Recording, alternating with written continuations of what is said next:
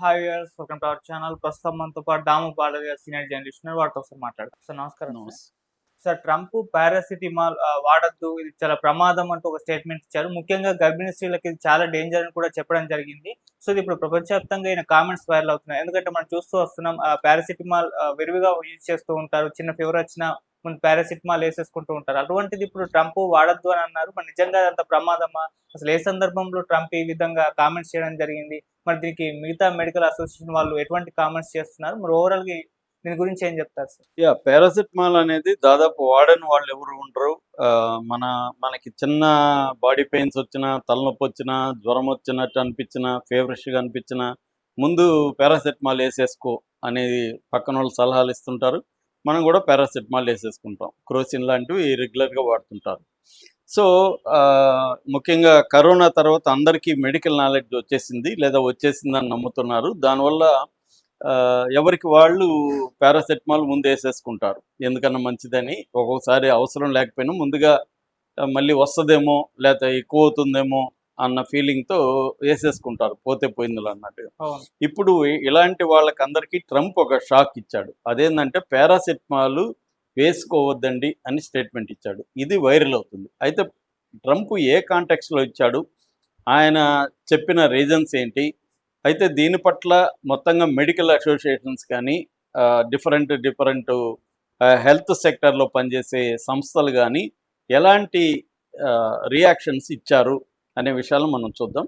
Trump ఏంటంటే మొన్న అక్కడ వైట్ హౌస్లో రూజ్వెల్ట్ రూమ్ అని ఉంటుంది. రూజ్వెల్ట్ రూమ్లో ఒక ప్రెస్ మీట్ పెట్టాడు. ఆ ప్రెస్ మీట్లో హెల్త్ అండ్ హ్యూమన్ సర్వీస్ అనే ఒక సంస్థ, హెచ్హెచ్ఎస్ అంటారు, హెల్త్ అండ్ హ్యూమన్ సర్వీస్ అనే ఒక సంస్థ సెక్రటరీ రాబర్ట్ కెనడీ జూనియర్, మిగతా హెల్త్కి సంబంధించిన కొంతమంది ఉన్నారు. ఆ ప్రతినిధుల సమక్షంలో ట్రంప్ మాట్లాడాడు. ఈ కాంటెక్స్ట్ ఏంటంటే, ఈ హెల్త్ అండ్ హ్యూమన్ సర్వీస్ అనే సంస్థ ఒక ఇన్వెస్టిగేషన్ చేసింది. ఆ ఇన్వెస్టిగేషన్ ఏంటంటే ఆటిజానికి కారణాలు ఏంటి అనేది ఇన్వెస్టిగేషన్ చేసింది. ఆటిజం అంటే ఈ మధ్య ఆటిజం తెలియని వాళ్ళు ఉండకపోవచ్చు. మన ఇండియాలో కూడా మనకి తెలిసి కూడా చాలామంది, నాకు తెలిసి ఒక 5-6 మంది నాకు తెలిసిన ఫ్యామిలీస్లో ఆటిజం కిడ్స్ ఉన్నారు.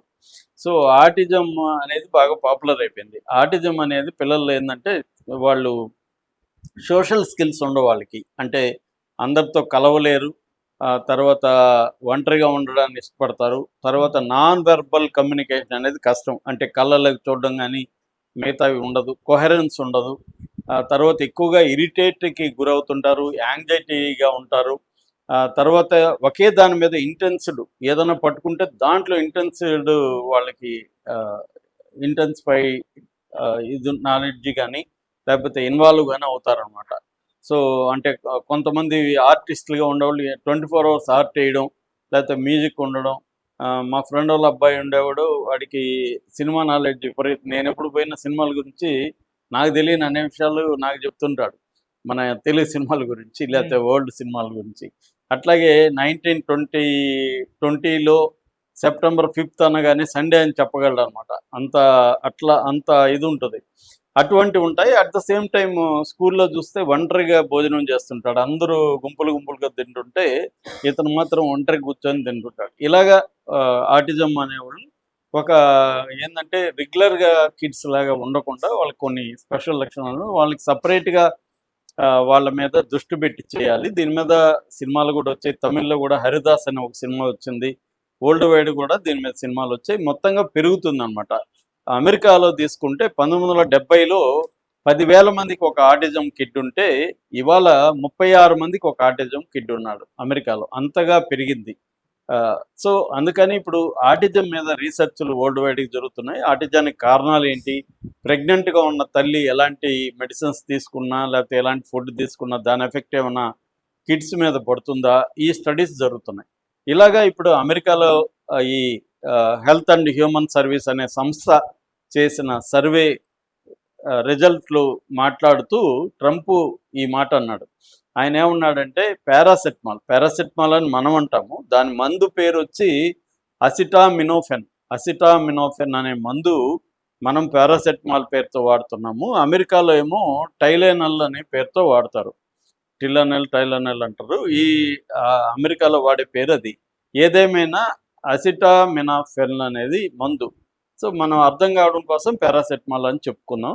సో ఈ పారాసెటమాల్ అనేది గర్భిణీ స్త్రీలు వాడద్దు అనేది ఆయన ప్రధానంగా చెప్పారు. ఎందుకంటే గ్లోబల్గా వరల్డ్ వైడ్గా 50% గర్భిణీ స్త్రీలు, గర్భం వచ్చిన వాళ్ళలో 50% పారాసెటమాల్ వాడుతున్నారు.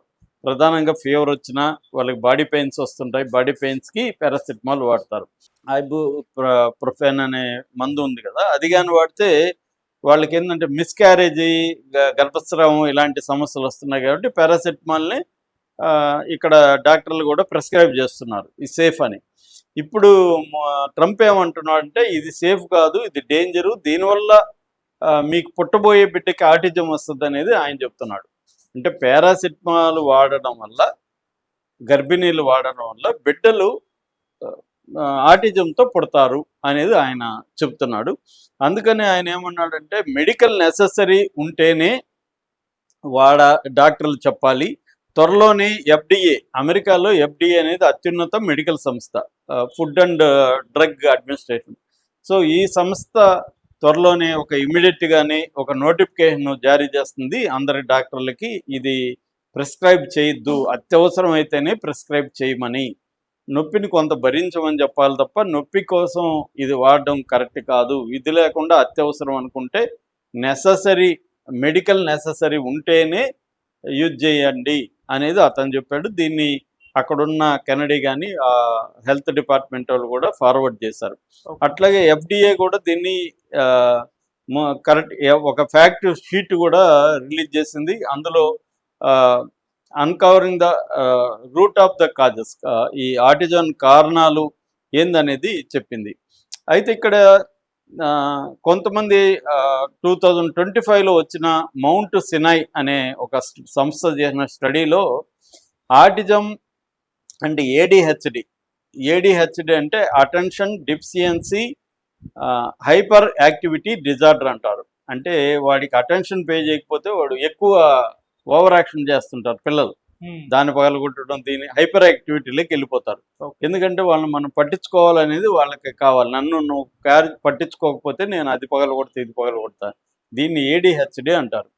సో ఈ 2 రకాల జబ్బులు అనమాట. అంటే న్యూరో డెవలప్మెంటల్ ఇష్యూస్ అంటారు వీటిని. ఈ న్యూరో డెవలప్మెంటల్ ఇష్యూస్ అనేవి ఈ పారాసెటమాల్ ప్రెగ్నెంట్గా ఉన్నప్పుడు తీసుకోవడం వల్ల వస్తున్నాయి అనేది ఈ స్టడీ కూడా చెప్తుంది. అట్లాగే అయితే దీన్ని కౌంటర్ చేస్తున్నారు చాలామంది. ట్రంప్ చెప్పేది ఫ్యాక్చువల్గా కరెక్ట్ కాదు, ఇప్పటివరకు ఏ స్టడీలో కూడా కారణం అదనేది రాలేదు.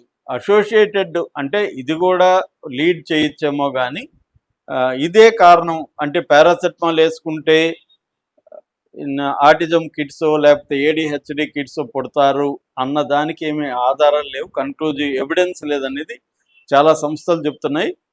BMC ఎన్విరాన్మెంట్ హెల్త్ అనే ఒక సంస్థ 46 స్టడీస్ని రివ్యూ చేసింది. ఆ స్టడీస్లో కూడా ఎవిడెన్స్ కొరిలేషన్ ఉంది తప్ప కాజ్ కాదు అంటున్నారు. అంటే దానికి సంబంధం ఉండొచ్చేమో కానీ అదే కారణం కాదనేది బలంగా చెప్తున్నారు. అట్లాగే స్వీడిష్కి సంబంధించిన జమా అనే సంస్థ 25 లక్షల మంది పిల్లల మీద రీసెర్చ్ చేసి అది కూడా చెప్తున్నది ఏంటంటే అట్లాంటి ఇంక్రీజ్డ్ రిస్క్ ఏమీ లేదు అనేది ఆ సంస్థ కూడా చెప్తుంది. లార్జ్ స్కేల్ కంట్రోల్డ్ స్టడీస్ ఏవి కూడా ఇప్పటి వరకు దీనికి అంటే పారాసెటమాల్ యూజ్ చేయడానికి ఆటిజము లేదా ADHD కిడ్స్ పుట్టడానికి సంబంధం లేదనేది ఆ సంస్థ కూడా చెప్తుంది. అట్లాగే ఇప్పుడు ట్రంప్ చెప్పిన దాన్ని ఖండించేదానికి ACOG అంటారు. ACOG అంటే American college of obstetricians and గైనకాలజిస్టులు సంస్థ కూడా ఖండించింది. ఇది ఏమీ లేదు, నువ్వు డేంజరస్ స్టేట్మెంట్, ఇది ఆధారం లేకుండా ఇలాంటి స్టేట్మెంట్ ఇవ్వడం వల్ల గర్భిణీ స్త్రీల మీద ప్రెజర్ పెరుగుతుంది, వాడు నొప్పిని భరించాలా, ఫీవరు ఉంటాయి అట్లా భరించాలా, పారాసెటమాల్ వేసుకోవాలా అన్న టెన్షన్ వస్తుంది. దీనివల్ల వాళ్ళకి ఎక్కువ ప్రాబ్లమ్స్ వస్తాయి. పారాసెటమాల్ వేసుకోకపోతే ఫీవర్ తగ్గకపోతే అది బిడ్డ మీద ప్రభావం చూపిస్తుంది. అట్లాగే నొప్పులను భరిస్తే కూడా అది కూడా ప్రెగ్నెన్సీ మీద ప్రభావం చూపిస్తుంది, మిస్క్యారేజ్ కూడా దారితీస్తుందని. అట్లాగే అమెరికన్ అకాడమీ ఆఫ్ పీడియాట్రిషియన్స్ కూడా ఖండించారు. ఇక ఆటిజం సైన్స్ ఫౌండేషన్ అని ఉంది, వాళ్ళు కూడా దీనికేమీ ఆధారం లేదు ఈయన స్టేట్మెంట్కి అనేది అది కూడా చెప్పారు. అట్లాగే ఏల్ యూనివర్సిటీ ఎక్స్పర్ట్లు కూడా దీన్ని ఖండించారు. అట్లాగే WHO కూడా ఎవిడెన్స్ ఏమీ లేదు, ఎవిడెన్స్ ఇంకా క్లియర్గా లేదు, కాబట్టి ఆటిజంకి పారాసెటమాల్కి డైరెక్ట్ లింక్ ఉన్నట్టు ఏమీ లేదని WHO కూడా అనౌన్స్ చేసింది. అట్లాగే యూరోపియన్ మెడికల్ ఏజెన్సీ EMA అంటారు, వాళ్ళు కూడా అనౌన్స్ చేశారు నో ఎవిడెన్స్ అనేసి. అట్లాగే ఈ పారాసెటమాల్ తయారు చేసే సంస్థ కెన్వ్యూ అంటారు, ఇంతకుముందు అది జాన్సన్ పేరుతో ఉండేది. ఈ సంస్థ కూడా ఒక నోటీసు జారీ చేసింది, ఇది ఏమీ లేదు, ఇది దీనివల్ల మా ప్రెగ్నెంట్ ఉమెన్ సఫర్ అవుతారు అనేది కూడా వాళ్ళు కూడా ఇష్యూ చేశారు. ఓవరాల్గా ఏంటంటే పారాసెటమాల్ వల్ల ఇటువంటి ఆటిజం కిడ్స్ లేకపోతే ADHD కిడ్స్ న్యూరో డెవలప్మెంటల్ ఇష్యూస్తో పుడతారు అనే దానికి